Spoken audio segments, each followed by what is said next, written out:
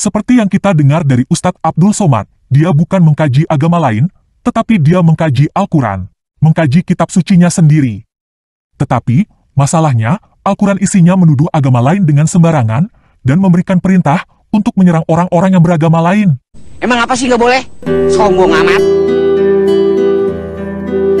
Assalamualaikum warahmatullahi wabarakatuh. Sahabat beriman, semoga kita selalu diberikan kesehatan dan iman yang sempurna. Kali ini kita akan meluruskan pemahaman dari channel Tanpa Ragi. Saya sebenarnya malas memberikan penjelasan kepada mereka, karena pasti mereka akan mengingkarinya juga. Namun saya lihat dari pemahaman mereka ini sungguh sangatlah jauh dari apa yang sebenarnya, jadi mari kita bahas agar otak mereka tidak berpikir salah. Bila ada orang mengatakan jangan kaji-kaji tentang agama orang lain, kita tidak mengkaji agama orang lain. Kita sedang mengkaji Al-Quran, kitab suci kita yang bercerita tentang penyelewengan ajaran Nabi Isa alaihissalam. Ini mesti diluruskan, karena yang kita kaji adalah Al-Quran dan sunnah Nabi Muhammad sallallahu alaihi wasallam. Nah, sebelum kita lanjut, penjelasan Ustadz Abdul Somad sebelumnya, apakah ada yang salah? Apakah ia salah kita sebagai umat muslim kalau kitab Al-Quran kita sendiri kita kaji atau menjelaskan kepada jamaah? Tidak kan? Kecuali seorang dai atau penceramah menyampaikan di depan umum yang mana orang non-muslim ikut hadir baru salah. Lah ini menerangkan di depan umat muslim sendiri kok, situ yang repot. Sebenarnya dia ini ingin membantah video Ustadz Abdul Somad, namun ia tahu sendirilah, otak belum nyampe, pakai acara-acara ingin bantah, jadinya ketahuan kalau ilmunya belum nyampe. Yuk langsung simak saja apa yang dia sampaikan. Seperti yang kita dengar dari Ustadz Abdul Somad, dia bukan mengkaji agama lain, tetapi dia mengkaji Al-Quran, mengkaji kitab sucinya sendiri. Tetapi, masalahnya, Al-Quran isinya menuduh agama lain dengan sembarangan, dan memberikan perintah untuk menyerang orang-orang yang beragama lain. Oleh karena itu, sebagai penganut agama yang dibicarakan, dan diancam untuk diserang oleh Al-Quran, saya mempunyai hak jawab untuk membantah apa yang telah dituduhkan oleh Al-Quran. Baru mulai kita sudah mendapatkan satu poin yang barusan dia sampaikan, yaitu Al-Quran isi menuduh agama lain dengan sembarangan dan memberikan perintah untuk menyerang orang-orang beragama lain. Orang-orang seperti ini, biasanya sering memakai ayat-ayat perang yang sering dijadikan justifikasi kejahatan teror adalah ayat 5 surat At-Taubah. فَإِذَا سَلَخَ الْأَشْهُرُ الْحُرُمُ فَاقْتُلُوا الْمُشْرِكِينَ حَيْثُ وَجَدتُّمُوهُمْ وَخُذُوهُمْ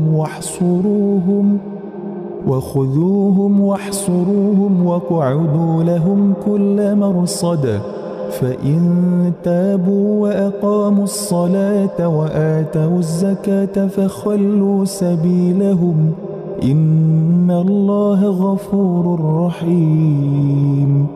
Artinya, apabila sudah habis bulan-bulan mulia itu, maka bunuhlah orang-orang musyrikin itu di mana saja kamu jumpai mereka, dan tangkaplah mereka. Kepunglah mereka dan intailah di tempat pengintaian. Jika mereka bertobat, mendirikan sholat dan menunaikan zakat, maka berilah kebebasan kepada mereka untuk berjalan. Sungguh Allah Maha Pengampun lagi Maha Penyayang. Al-Quran Surah At-Taubah ayat 5.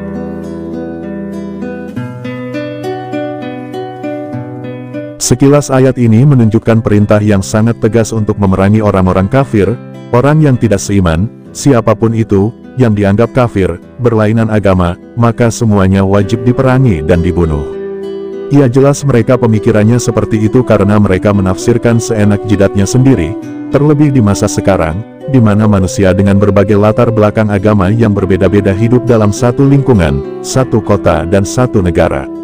Tak dapat dibayangkan, bagaimana kacaunya dunia bila seluruh orang punya pemahaman destruktif seperti itu, dan jika umat muslim pemikirannya seperti itu maka sudah dapat dipastikan kalian yang otaknya didengkul sudah lama hilang bro. Tapi alhamdulillah kami umat muslim tidak seperti yang kalian pikirkan. Jadi tong kalau mau berlandaskan suatu ayat, kalian juga harus tahu ayat itu turun kapan dan dalam kondisi apa, jangan comot seenak dengkul kamu saja. Agar kalian paham saya jelaskan sedikit mengenai ayat di atas turun pada saat kapan, untuk siapa, dan untuk apa. Jika dilihat dari sisi konteksnya, ayat-ayat At-Taubah turun pada 9 Hijriah, memberitahukan umat Islam agar membatalkan perjanjian dengan suku-suku di sekitar kota Mekah, kecuali Bani Damrah. Perintah pembatalan perjanjian itu turun karena mereka terlebih dahulu melanggar perjanjian, sebagaimana sebelumnya mereka juga melanggar kesepakatan dalam perjanjian Hudaibiyah. Tidak sebagaimana Bani Damrah, satu-satunya sekutu Quraisy yang tetap mematuhi perjanjian damai dengan umat Islam. Jika dilihat dalam konteks ayat tersebut, dari awal turun hanya diperuntukkan untuk orang-orang kafir, yang sedang konflik dengan umat muslim pada saat itu yang mana melanggar perjanjian, bukan untuk memerangi semua agama selain Islam. Sudah paham belum sampai sini? Jika kalian tetap berpikiran seperti itu maka ayat tersebut justru bertentangan dengan ayat setelahnya. Ayat 6 secara tegas mengatakan, وَإِنْ أَحَدٌ مِّنَ الْمُشْرِكِينَ اسْتَجَارَكَ فَأَجِرْهُ حَتَّى يَسْمَعَ كَلَامَ اللَّهِ ثُمَّ أَبْلِغْهُ مَأْمَنَهُ ذَلِكَ بِأَنَّهُمْ قَوْمٌ لَّا يَعْلَمُونَ.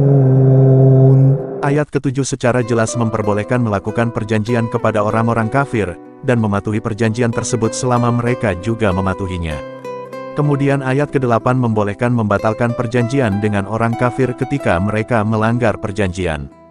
Jadi jika ayat 5 merupakan perintah memerangi seluruh orang kafir, maka ayat ke-7 dan ke-8 tidak perlu turun karena memperbolehkan melakukan perjanjian.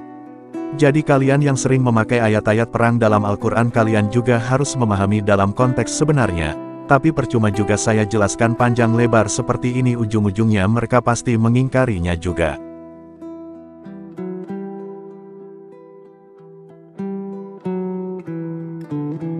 Ada 3 kemungkinan. Yang pertama, karena Allah SWT tidak tahu siapa yang disalibkan menggantikan Isa. Yang kedua, karena Allah SWT lupa kasih tahu Muhammad siapa yang disalibkan menggantikan Isa.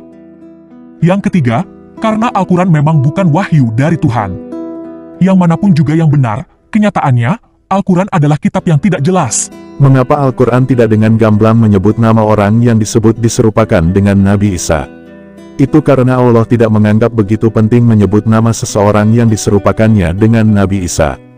Tujuan utama diturunkannya An-Nisa 157 adalah hanya untuk membantah anggapan orang-orang Yahudi bahwa mereka telah membunuh Nabi Isa di kayu salib. Bantahan ini sangat penting, karena orang-orang Yahudi menyangka bahwa apabila seseorang yang mengaku dirinya Nabi namun tidak dapat lolos dari usaha pembunuhan, maka dengan demikian telah membuktikan ia adalah bukan seorang Nabi.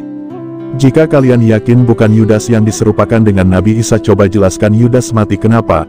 Karena di dalam kitab kalian ada 2 ayat yang bertentangan tentang kematian Yudas, yaitu di dalam Matius 27 ayat 5 dan di dalam Kisah Rasul 1 ayat 18. Jelaskan itu dululah.